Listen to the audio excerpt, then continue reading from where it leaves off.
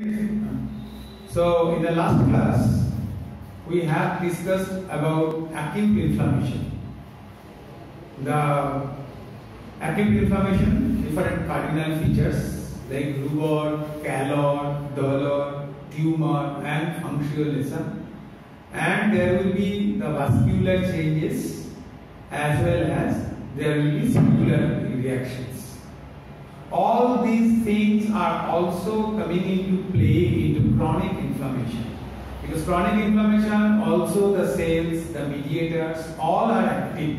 There will be also some vascular changes, but there are some certain changes in between acute and chronic inflammation. We will highlight mainly over those points.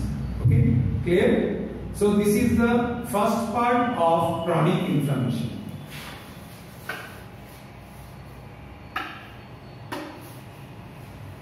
First, when an inflammation will become chronic. So normally whenever there will be acute injury, there will be an acute inflammation, and in most of the cases the acute inflammation will heal. But when which conditions it will go to chronicity? Number one,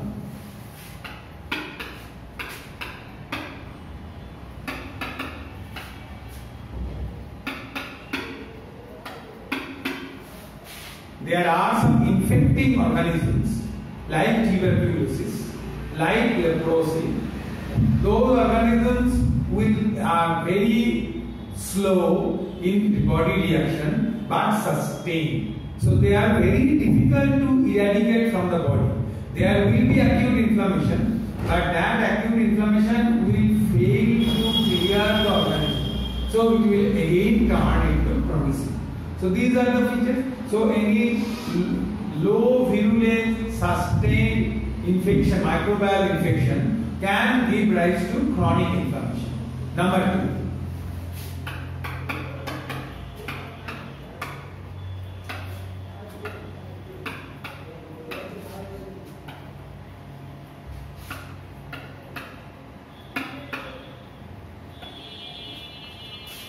So non-degradable substances like suture material, iatrogenic, like silica, when they are present in the tissue, they are very difficult to destroy or eradicate. So they will remain for a prolonged period, and so there will be chronic inflammation. Number three, autoimmune disorders.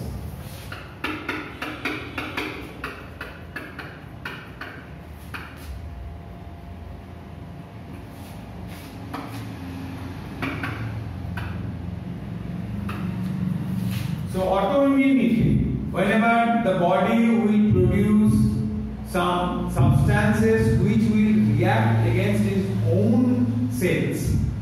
So in that case the production is chronic, and also there will be a chronic damage to the organ, and that will give rise to chronic inflammation.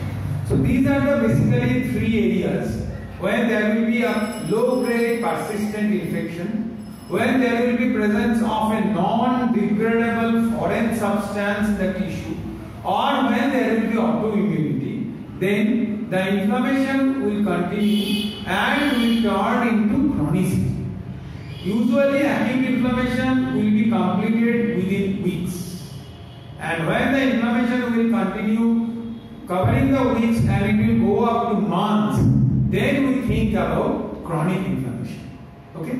So this is the main thing. So chronic inflammation is again a body response to chronic persistent infection or non-degradable substances or autoimmune disorder, which will give rise to persistence of inflammation, for more than months. Now what are the changes?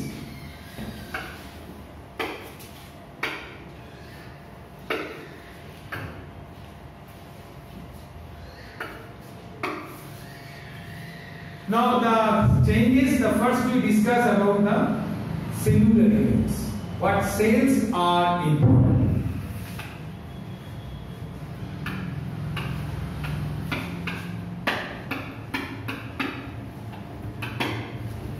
if we ask you, what is the sale of acute inflammation?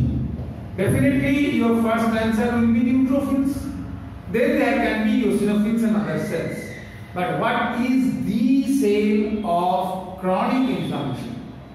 Then your answer should be monocytes and macrophages. So monocytes and macrophages, all other cells will come. Lymphocytes will come, eosinophils will come, mast cell and basophils will come. Even the neutrophils will be also present during chronic inflammation. But the major, the most important, the sale of chronic inflammation are the monocytes and macrophages.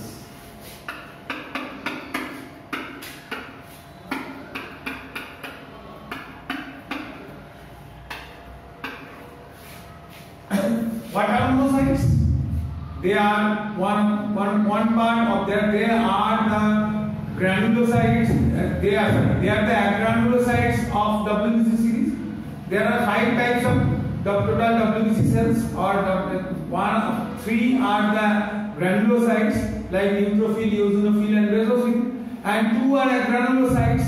These are the lymphocytes and the monocytes. So these cells, these circulating cells are very important in chronic inflammation. But while in the circulation, how can they take part? They have to reach the tissue. So these cells will leave the circulation and will go to the appropriate site of the tissue and will transform into macrophages. So macrophages are nothing but monocytes when they will reach the tissue. They can reach the tissue as a response to chronic inflammation, but they are normally present also in our tissue. And in different important organs, there are important macrophages. Like in lung, there are alveolar macrophages. Like in liver, there will be the Kupffer cells. So different types of fixed macrophages. Those macrophages are present only in the lung. Kupffer cells are present only in the liver. There will be sinus lining littoral cells which are present only in the spleen. So these are all examples of macrophages. And in general, like neutrophil, whenever there will be any inflammatory stimulus, then, and if it is prolonged, then the monocytes will leave the circulation and will reach the site. And also there will be tissue macrophages which are present everywhere. They will also come to the site.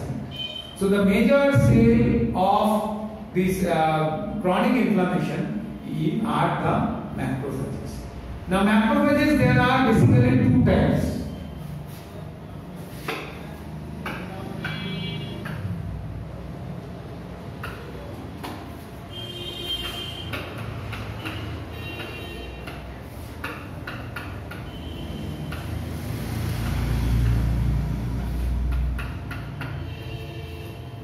There are M1 macrophages and M2 macrophages.